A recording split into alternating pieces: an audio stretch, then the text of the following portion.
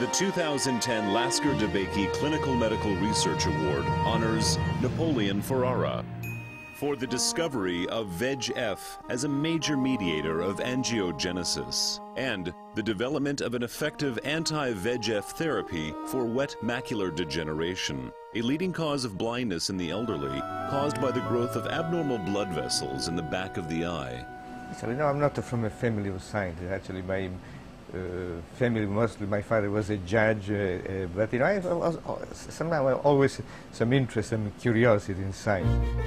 Even when I was in high school, I knew that I wanted to medical school. Of course, I didn't know that I would end up, doing research.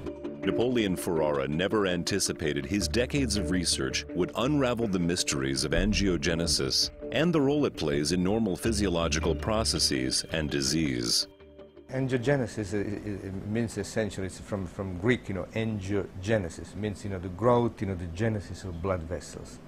Seems to be like a very fundamental process. Ferrara's research revealed the molecular underpinnings of angiogenesis, which enabled him to develop a long-awaited treatment for wet AMD. AMD has been a very frustrating disease to treat. It's often progressive. It's often legally blinding. Patients don't lose their side vision, but they do lose their sharp central vision. So it's very difficult for them to read, to recognize a face, to drive a car, and to see a street sign, and so on. So it was very, very frustrating not to have very successful treatment methods for AMD. It's certainly true that I need my eyes. I'm a biostatistician. I teach our most advanced statistics course for PhD students in epidemiology. Knowing that she was at high risk for wet AMD, Professor Langenberg was familiar with the warning symptoms. Suddenly the lines of print began to sort of compress. There were humps, hills in the lines of print.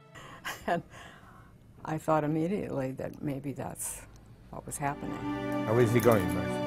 Her world now depends on Dr. Napoleon Ferrara and the research he began over 20 years ago. When Dr. Ferrara was at the very beginning of his career as a postdoctoral fellow then at UCSF, he developed cell lines from the pituitary gland, one of the important endocrine glands in the brain, discovered that this cell line produced substances that caused cells that line blood vessels to grow very rapidly. From this cell line, Ferrara isolated a gene which could escape from cells. He called it vascular endothelial growth factor, or VEGF. And I was hoping that the molecule that I was working on could be different and so physiologically more important than FGF, because actually was able to get out of the cells, could reach the external environment, and so I was much more likely to play a physiological role. Ferrara had good reason to believe this molecule could be a major breakthrough. I was hoping that would be the case, of course, but I cannot be sure. Ferrara went on to show the importance of this growth factor. Disrupting a single copy of VEGF caused embryos to die early in development, demonstrating its vital role. The most compelling evidence that VEGF was a fundamental molecule came from the knockout.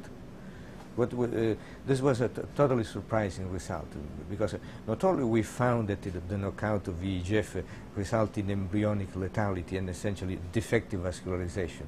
That may not be so surprising, but we found was truly unexpected, that only inactivating one allele, one copy of the VEGF gene resulted in embryonic lethality. So this suggests that VEGF was such a critical molecule that even a partial inactivation is not compatible with the normal vascularization and embryonic development. You can see there is this very nice vascular pattern in the yolk sac, and see this embryo is nicely developed.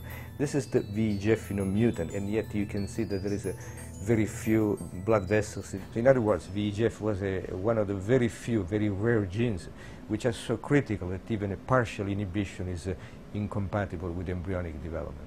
With the development of a VEGF inhibitor, Ferrara was able to demonstrate that tumor growth depends on angiogenesis.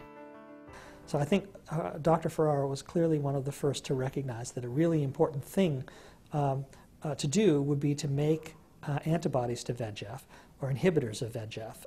We showed that an antibody to VEGF could inhibit the growth of many human tumor cell line implanted in nude mice. So that was really very compelling. Ferrara then examined the potential of inhibiting pathological blood vessel formation in wet age-related macular degeneration. Wet AMD is the formation of abnormal, leaking, sometimes hemorrhaging blood vessels underneath the macula of the retina, the central, sharp-seeing portion of the retina. About 10% of people with age-related macular degeneration will develop wet AMD. Their vision becomes blurred, distorted, or greatly diminished because of the abnormal blood vessels leaking fluid under the retina. What happens is these vessels, they grow and they tend to be fragile, they're anatomically imperfect, and so they bleed and they leak, so they destroy the photoreceptors. In response to an angiogenic stimulus, which now we know to be largely VEGF, there is a growth of blood vessels from the choroid, and these vessels, go across, this membrane. Actually, they make hole in this membrane. Even a very small lesion can result in a very substantial vision impairment. Many people were very skeptical. The blocking one factor alone could have a significant impact, but that's what the clinical data have shown. The blocking of VEGF alone is a very significant effect, in preventing blindness in AMD. Following successful clinical trials, Lucentis was approved as a treatment for wet AMD in 2006. Their intuitions about eye disease led them to the perfect target, which is wet AMD, and then, best of all, the jewel in the crown was a clinical trial that showed an incredibly dramatic result. The impact of successful treatment for AMD is extraordinary. After all, AMD is a leading cause of legal blindness in the North American population, and to make significant, quantifiable inroads into the management of that particularly devastating disease is one of those revolutionary events. I'm very grateful that Lucentis is now on the market and available to anyone with AMD. The scientific gratification were always very important, and we made I believe we made some important scientific discovery. But I think even greater reward is to know that some patients, some human beings benefit from this work. This is far more important. For millions of people without hope, Dr. Napoleon Ferrara's research has indeed delivered the miracle of sight. It was the effort of a lifetime. A full 25 years, full quarter of a century.